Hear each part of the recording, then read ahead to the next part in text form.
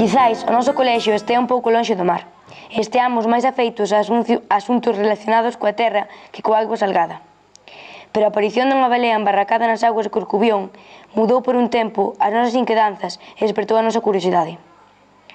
Non sabemos con certeza cales foron as causas da súa morte, pero si sabemos que naquel xaneiro do ano 2014 foron moitos os temporais que bateron nas nosas costas e que multitude de mamíferos mariños atoparon a súa morte no litoral galego. A nosa balea foi avistada aboiando no mar por un veciño de Corcubión o 12 de xaneiro de 2014. Ante o perigo que podía supoñer para a navegación, deu aviso inmediatamente do achado a membros da Coordinadora para o Estudo dos Mamíferos Mariños, CENMA. Bueno, pois o varamento dos grandes cetáceos tamén é unha situación complexa, porque é un cacho de animal tremendo. O ideal é tratar de recoller o animal antes de que vare.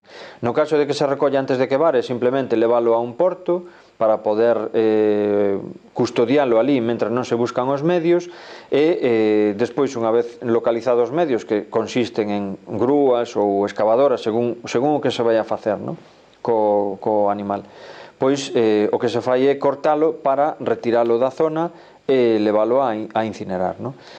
Con todo, as malas condicións do mar e o considerable tamaño do animal dificultaron a operación de rescate, polo que a balea quedou á deriva e rematou varado nunha pequena cala próxima ao cabo da nave, en San Pedro de Redonda, Corcubión.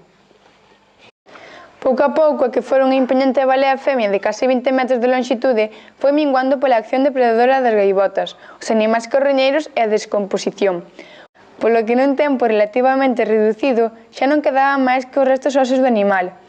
Dado o potencial uso didáctico que estes restos poderían ter, dende complexo escolar do CPI dos Dices en Rois, procedemos a solicitar o correspondente permiso á Xunta para que nos permitisen facernos cargo da custodia dos osos e deste xeito poder usalos desde un punto de vista educativo no noso centro. No momento pareceu-nos unha tarefa doada, pero a nosa aventura non fixo máis que comenzar. O principal escollo era sen dúbida a retirada das enormes queixadas, cuxa difícil ubicación e elevado peso xa permitían abordar esta tarefa dende o mar. Para iso tivemos que recorrer á colaboración de don José Domínguez Buiturón, patrón maior da cofraría de Corcubión, quen coa axuda dun mariñeiro desprazouse co seu barco ao lugar e facendo gala da súa pericia en labores de mar rapidamente, engunchou as queixadas e as subiu a bordo para leválas de forma segura ao porto de Corcubión. Unha vez alí xurdiu un novo problema. Había que transportar os osos para o noso centro. Para levar a cabo esta misión contamos coa colaboración de don Suso Clemente Rivas, xerente da empresa Cristalería Padronesa de Rois, que puxo a nosa disposición un camión con guindastre co cal un operario procedeu á recollida e traslado das queixadas ata o noso centro. A partir de aí deu comezo unha nova e fascinante aventura, a aventura do saber, e así, da man da nosa balea, fomos percorrendo o pasado, presente e futuro do mundo das baleas en Galicia. Para comenzar, quixemos saber máis sobre os varamentos dos cetáceos en Galicia e cales eran as causas de que uns animais de porte impoñente, como a nosa balea, rematasen os seus días varados nas praias e rochedos do noso litoral. E que mellor para resolver as nosas dúbidas que don Alfredo López Fernández, membro fundador da Coordinadora para o Estudo dos Mamíferos Mariños en Galiza. Alfredo ensinounos o centro que a Coordinadora ten en Nigrán, así como as instalacións que dispoñen para a recuperación de tartarugas e lobos mariños que chegan vivos, pero en malas condicións ás nosas costas. Alfredo, que é o CEMMA e como xurdiu? Bueno, pois CEMMA é a Coordinadora para o Estudo dos Mamíferos Mariños, que é unha entidade que ten como obxectivo o estudio, divulgación e conservación das tartarugas e mamíferos mariños. Xurdiu porque, había un grupo de persoas interesadas por este tema, moi dispersas en aquel momento, no ano 90, e o que fixemos en principio foi poñernos en contacto e tratar de aunar esforzos para registrar os casos que había varados e aprender un poquinho máis destas especies. Coméntanos algo sobre o procedimento que seguides cando recibides a información de que hai un cetáceo variado na costa. Bueno, calquer persoa que pase por unha praia ou vaya pola costa pode chamar a través do 112 para notificar a situación. Por exemplo, simplemente chama para decir que ve pasar un grupo de 15 arroaces pola zona. Non hai ningún problema, pero desa maneira sabemos que pasaron. e se realmente o animal está varado morto ou está varado vivo, pois chama para alertar da situación. Unha vez que nos recibimos esa chamada, poñemos en marcha os protocolos de actuación. En principio, se nós temos un equipo de traballo o máis cerca posible, xa o avisamos, e se non tamén a través de Protección Civil para que polo menos poidan acudir en primeira instancia. E despois, en función de cada caso, poñer en marcha xa a unidade móvil, o vehículo Nissan, que temos preparada con todo o necesario para asistir os animais. Caso de que o animal este vivo, se se trata dunha tartaruga mariña ou dun lobo mariño, hai que pensar en recollelo para medio artificial controlado e labores de recuperación. Caso de que o animal este morto, pois simplemente recollida de mostras e avisar as autoridades municipales para a retirada do animal. No caso dos cetáceos non temos capacidade para recollelos a medio artificial controlado, polo tanto, o que se fará na gran maioría dos casos será reintroducilos no mar. A maior parte desos casos se van, non volven a aparecer. Aínda que, claro, un cetáceo varado pois é unha situación moi crítica. As capacidades de sobrevivencia dese animal van ser moi limitadas.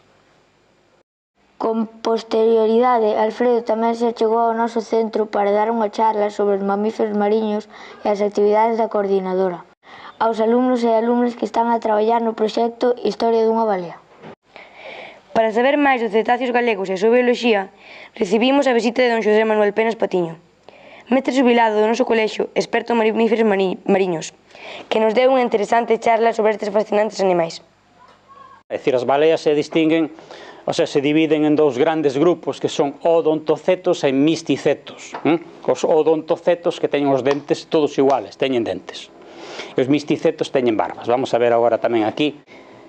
Por que sabemos hoxe que hai isto todo por aquí? Porque houve tontos que se dedicaron a mirar todos eses que chegaban a beira do mar que eran, con coitelo, enchéndose de porquería e averiguando que especie era. Porque non se sabía cantas especies distintas podían estar polas aguas de Galicia.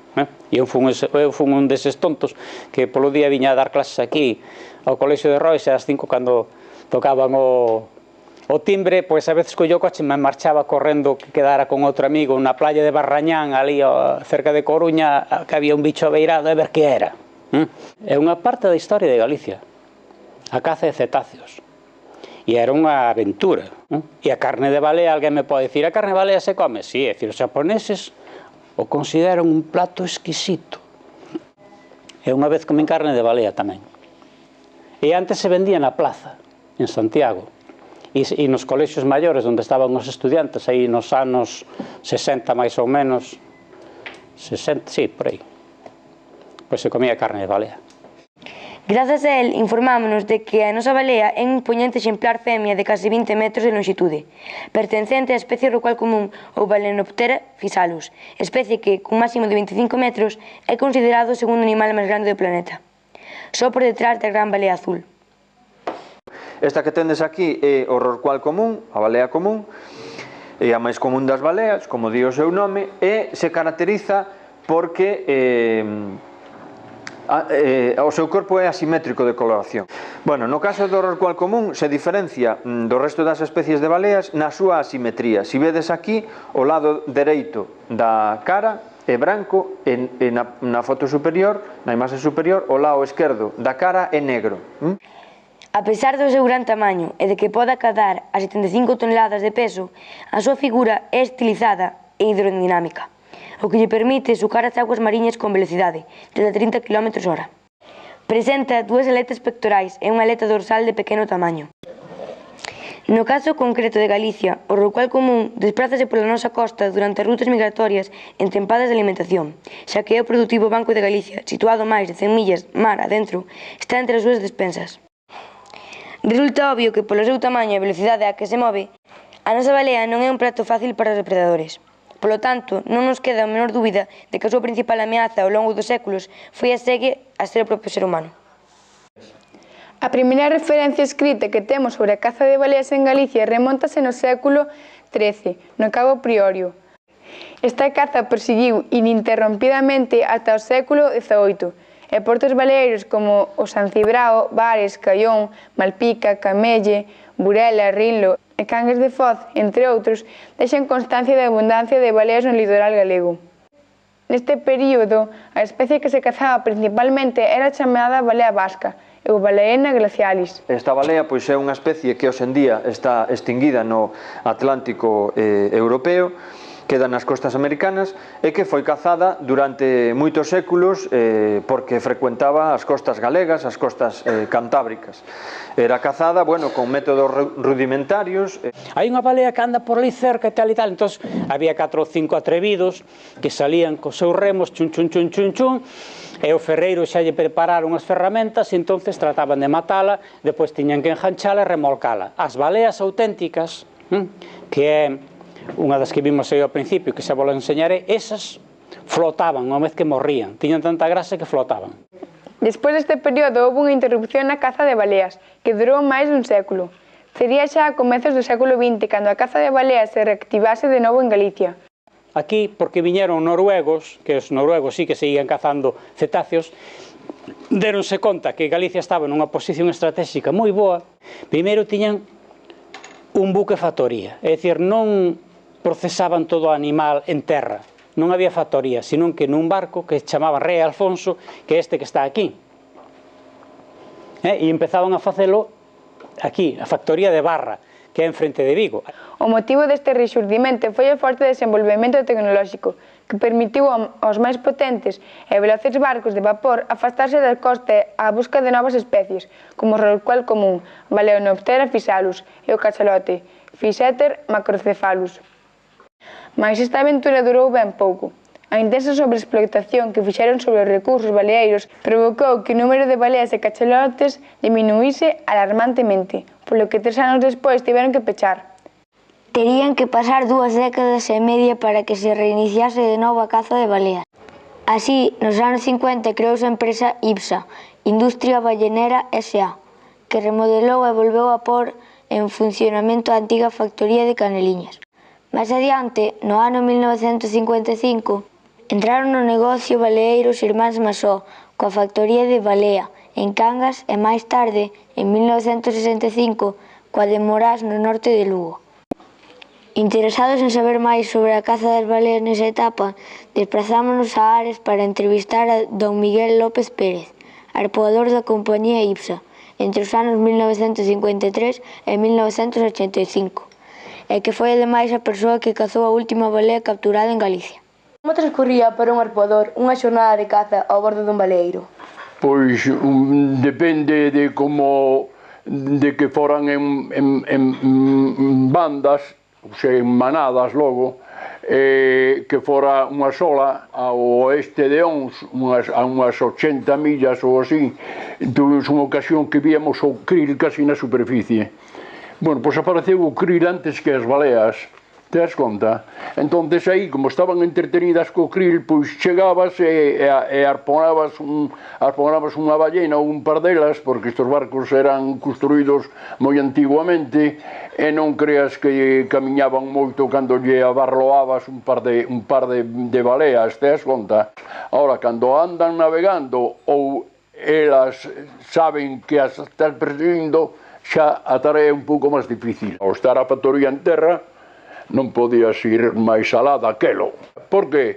Porque se non chega en malas condicións, te das conta? Se pudre a carne, o aceite dá máis acidez.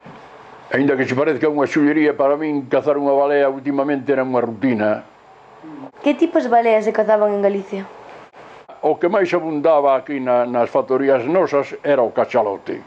Porque aquí no Golfo da Masma, en Ribadeo, hai moito cachalote. Moitísimo cachalote. A que máis abunda aquí é a balea fin.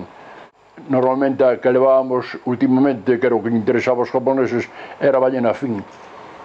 Era a ballena fin, porque algunha vez viña a Llubarta, algunha vez. O que sepa eu, cazaríamos na historia de miña media docena de Llubartas, te das conta? Ansiosos por saber máis sobre o funcionamento das factorías baleeiras en terra, decidimos visitar os restos da antiga factoría baleeira de Caneliñas. factoría que foi non só a máis importante de Galicia, senón tamén que funcionou durante máis tempo. Por eso puxeron a factoría o máis cerca posible de Fisterra, porque contaban as lendas que as baleas viñan a parearse aquí á zona de Fisterra.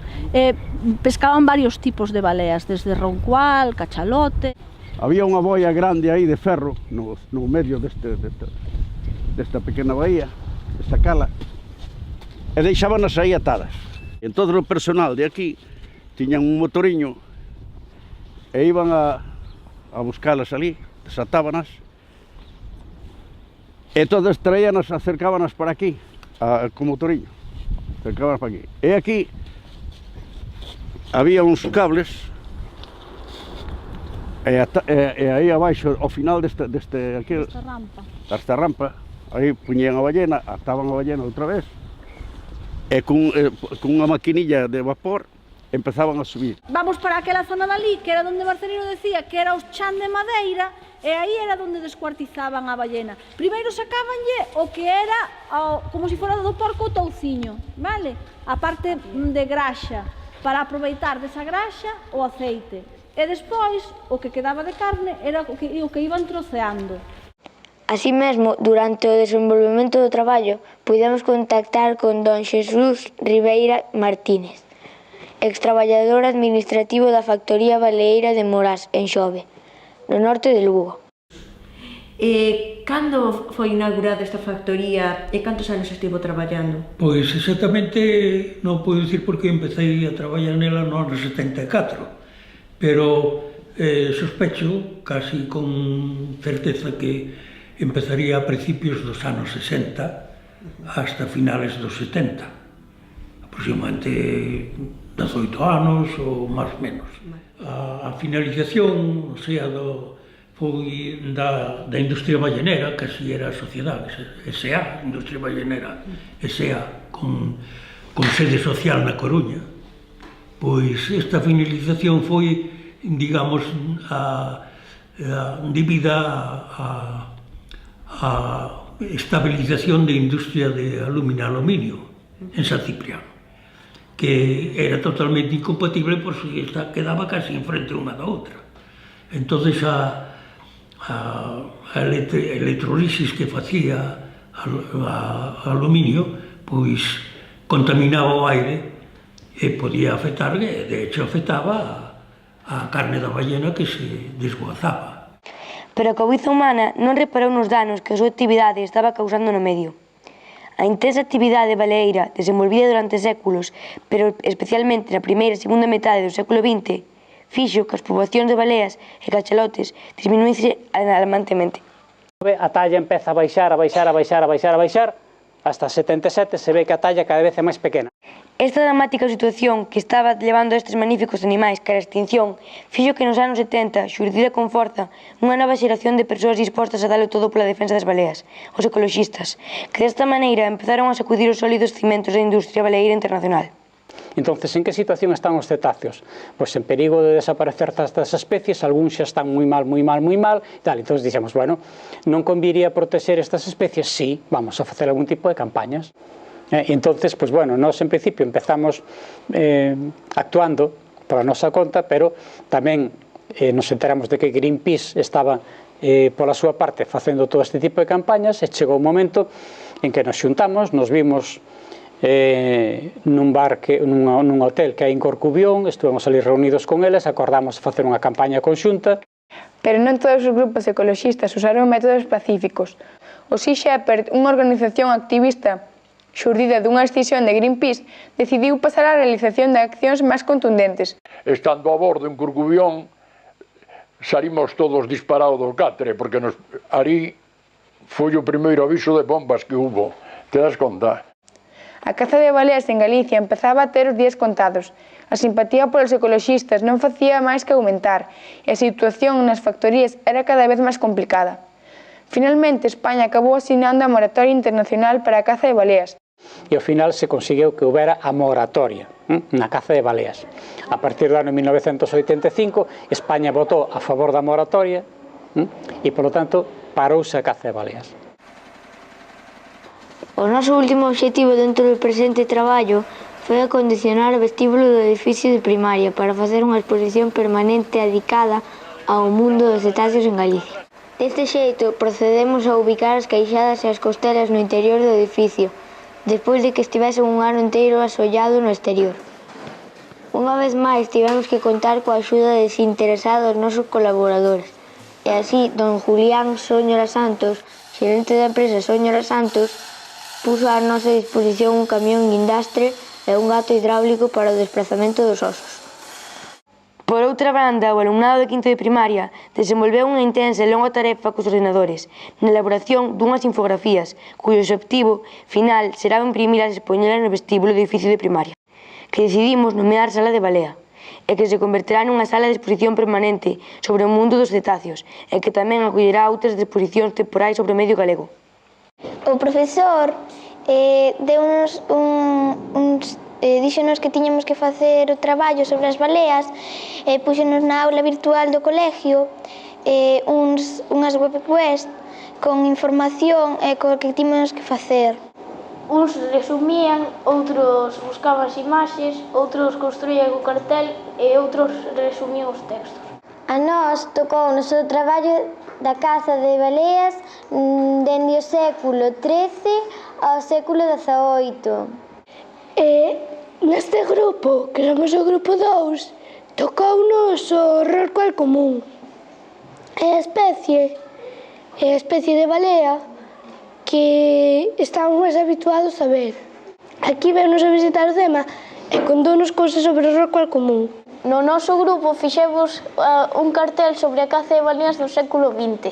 Neste século desenvolvese a caza moderna. Non son poucas as cousas que aprendemos neste traballo. Guiadas pola nosa balea, mergullámonos na bioloxía dos cetáceos. Coñecemos o pasado baleeiro de Galicia. Compartimos inesquecibles momentos con persoas dedicadas á defensa e conservación dos mamíferos mariños en Galicia. E tamén aprendemos a querer un pouco máis se cabe as nosas amigas as baleas. Por iso, é o noso desexo que os grandes cetáceos se recuperen do acoso que foron sometidos durante séculos e que as xeracións vindeiras poidan seguir gozando coa presenza destes maxestosos animais nas nosas costas.